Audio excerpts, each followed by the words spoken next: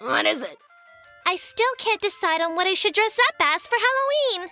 The giant cartoon mouse isn't a good enough look? For the last time, this is not a costume. You're right. It's a lifestyle choice. Ugh, so mean.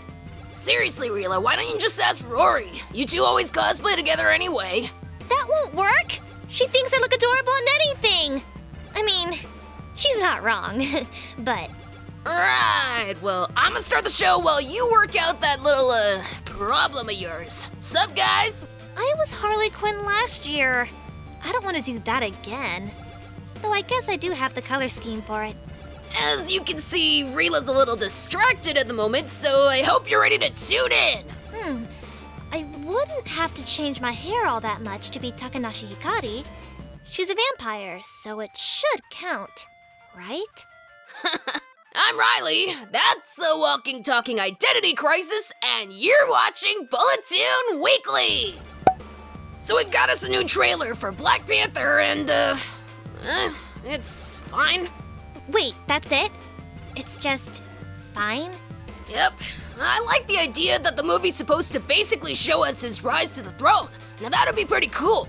But the trailer itself was just, fine.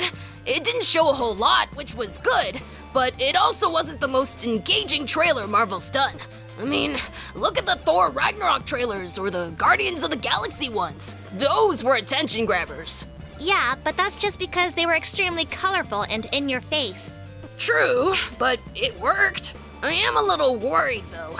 I really hope this one doesn't end up being a case of style over substance. There was plenty of style in the trailer, but I don't want it to drown out everything else. So, a Titan story. And wonder of wonders, it's actually not lame. What, you were waiting for it to be? Not really, but I've learned to just have pretty low expectations at this point. Anyway, this one's about Starfire. Oh, do we finally know what she's going to look like?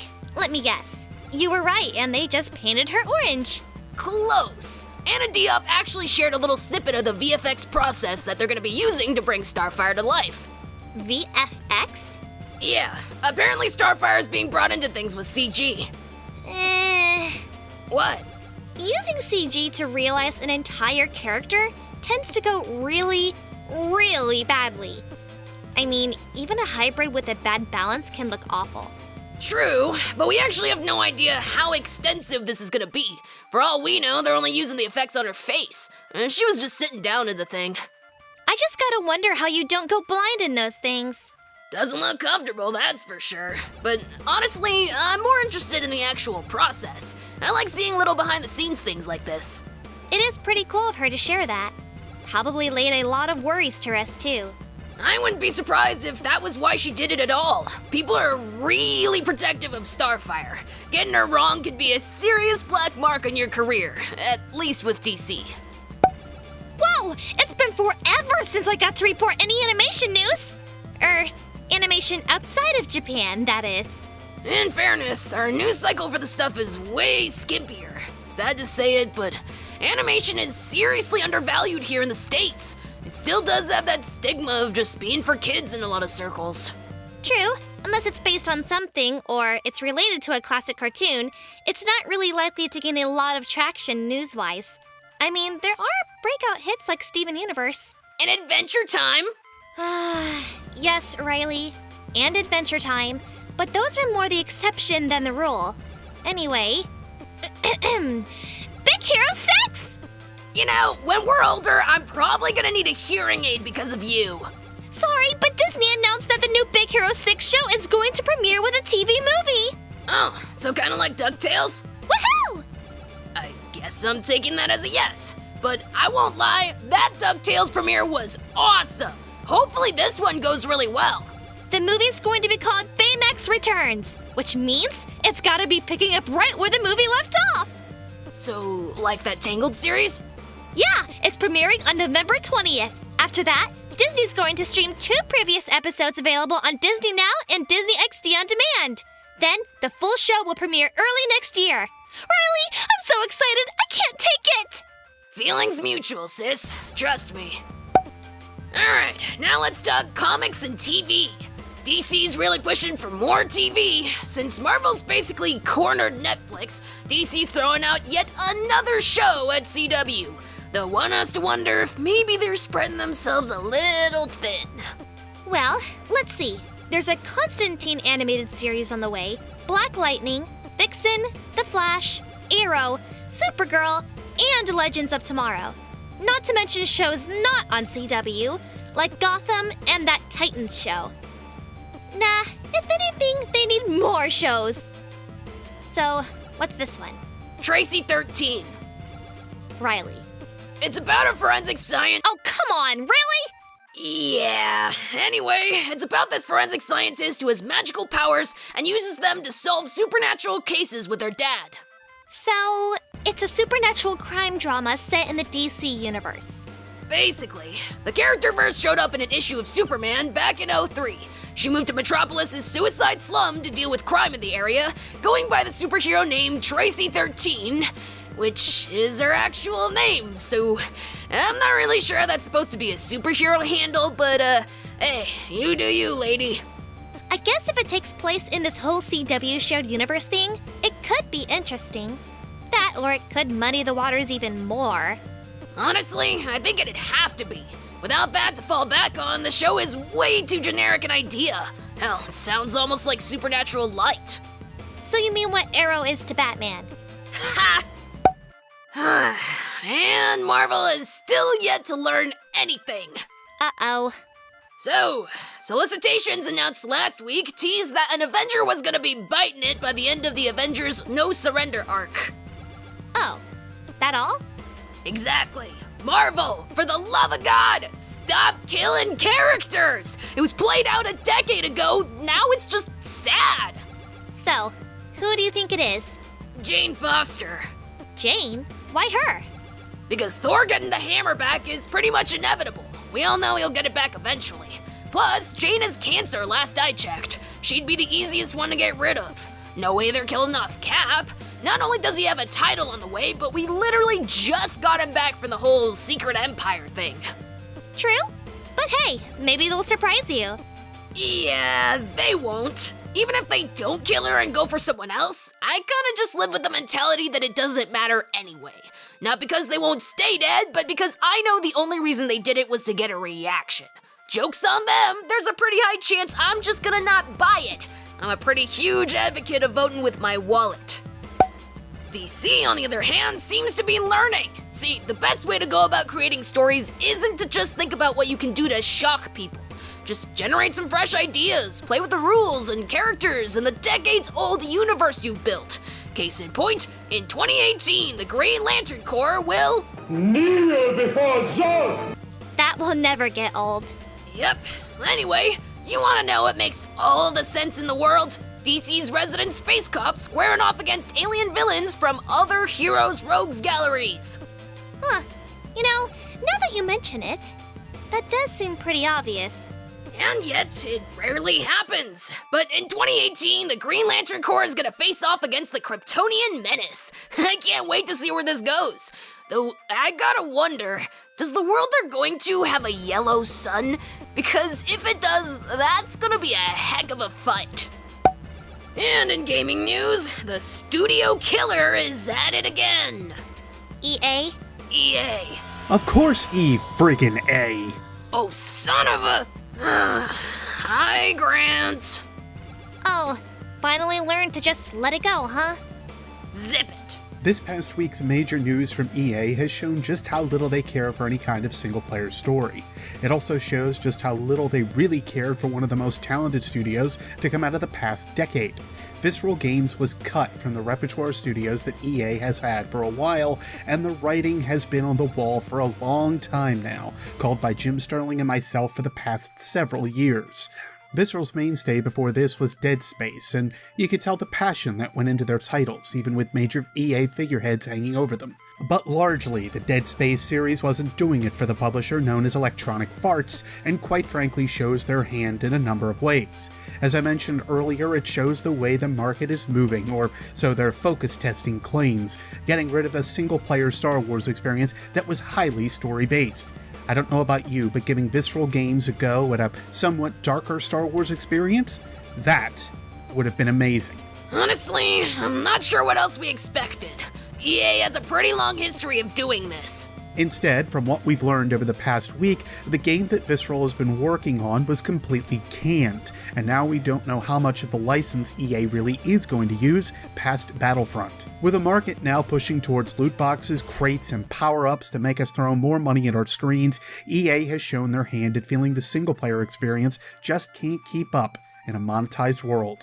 Hey sis, this sounds a lot like... Shut it, you! It's totally different! Denial is such a bad look on you. Visceral's cut from EA displays a very beginning of the end kind of showcase for me, in which gaming is starting to go down the drain. Yes, there are titles out there that seem to be very focused on story coming up, and other studios seem to be doing a bang-up job, but in a cycle that shows that yearly franchises are the ones that make a large dent and commonplace notion in the AAA space, I can't help but think back to the 80s all over again with the video games crash. Yes, I'm willing to go that far. Don't you think that's taking things a bit too far, dude? To those that say, well, games media is just getting too expensive and they need more money, you're right up until you start looking at the marketing practices of EA or Dead Space. Seriously, the partnership with Sci-Fi on the first one? Stupid. So stupid. And they flushed money right down the tubes. The "Your Mom Hates Dead Space" videos? How incredibly asinine. Dead Space being delisted as a franchise just shows what big-name publishers think of the single-player experience. It shows where the AAA gaming market is going, and I can't help but feel it's going to be a place that I want nothing to do with. Wow, he is still going. Oh, you noticed, did ya? Quite frankly, screw you, Electronic Arts. Between your showcase of Mass Effect Andromeda and now this in the past year, you have just lost a customer. See you never. Oh, I guess he's done. Huh. Didn't even think about Mass Effect. Hope Anthem's a hit, otherwise BioWare might actually be in trouble. Yeah. Anyway, you good, dude? You cool? Yeah, I'm good. Thanks for the platform. Hey, what are friends for if not hostile takeovers of one another's shows? So, you know what I'm gonna say now, right? Out? Out! Getting out. Yeesh. You're a good friend, sis. Oh, shut up! Japan time! Let's start with some exciting news from Netflix. Oh yeah, they're planning to produce 30 new anime series next year. That's gonna be one heck of a bump. Seriously, we know a few already, like Cannon Busters, Knights of the Zodiac, and last week's AICO Incarnation. But that barely scratches the surface. It does make a lot of sense. They want the platform to be 50% original content by the end of next year. Anime's a niche, sure, but you can't really deny its popularity. Still, one has to hope they don't wind up hurting things too. I mean, we all remember. Ugh, Neo Yokio. And I think it'd be good for everyone's health if we pretended not to. Agreed. Alright, this one's a quickie. Just following up from last week's episode, but the new information on Mob Psycho 100 is that the series will be getting a stage play. That has gotta be one of the strangest ideas I have ever heard. Oh, it's gonna be trippy. No doubt about that. Next up, Darling and the Franks got a new video that revealed its January premiere. Still have no clue what this is even about. Get in line. But it's from Studio Trigger, so I still totally can't wait to see what it is! Oh, and they revealed the key visual and a bunch of character designs. Apparently, the Franks are robots. I still can't really tell if they're supposed to be mechs or just some sort of partners, but I love their designs. It's also pretty interesting how they're all specifically made to look female. Most mech series, at least ones where the mechas are gendered, don't really have a lot of more feminine ones. Target market. But you love giant robots. Rila, you sure you want to use me as an example here? True. And there she goes. Date 8 Live is getting a new season! Just for clarity's sake, Tolka and Kurumi, both waifu. Seriously. I didn't think it'd ever happen! That means you're gonna make me binge through the first 2 seasons with you? Yes! Figured. We still don't have a ton of information on it, so I can't wait to learn more! Now all you need is a new season of Danmachi, or maybe Log Horizon. Riley, I told you to stop getting my hopes up like that! Oh, you said not to, but I never said I was gonna listen. Ugh. And now for North American releases. And comic solicitations. In anime, there was Hunter x Hunter, Chunibyo, Orange, www. Wagnaria, and a lot of Studio Ghibli movies.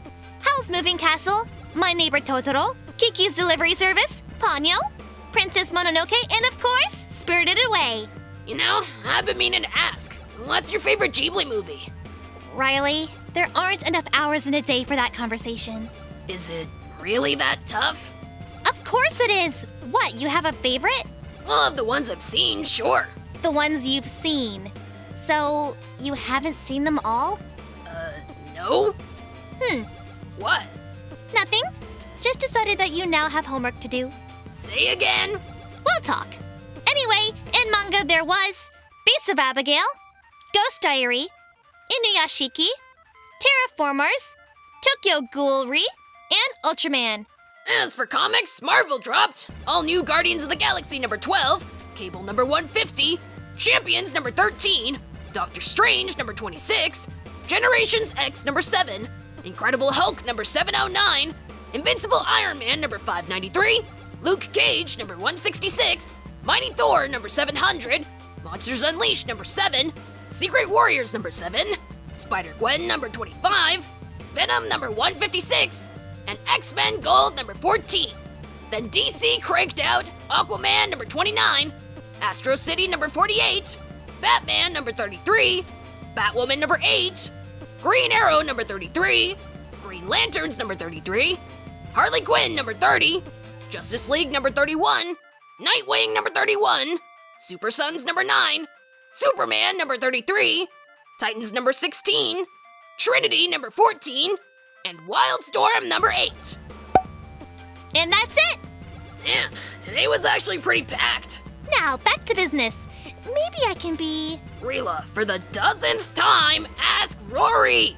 I told you she'll just tell me I look cute in whatever I choose! Of course she will! It's her job! Just tell her to be honest. I'll ignore that you just implied her calling me cute was a lie. Why would I tell her that? That's your job! Excuse me? Duh. Little sister. Brutally honest is supposed to be, like, your thing, man. Oh, is it now? Well, if that's the case, you want to know what you should go as? What? A gremlin. You're all sweet and innocent 1 second, and then... Why do you insist on making fun of me? Is that a trick question? Whatever. Fine. Then in all honesty, go with Kurumi. What? Why? Because you have the color scheme, the outfit's easy, and you basically act like a watered-down version of her already anyway. That may have actually been the best idea you've had all day. Yep, I'm full of them. It. You mean you're full of it. But I guess you can be pretty helpful when you want to be. Yeah, let's wrap this thing up. Yep, thanks for watching, everyone. If you liked what you saw, give that like button a zap. Share with your friends and support us by checking out that Patreon link in the description. Don't forget to subscribe, and you can check out the official Galvanic site in the link down below. They post new content just about every day. This has been Bulletoon Weekly. I'm Rila. I'm Riley, and as always, stay tuned!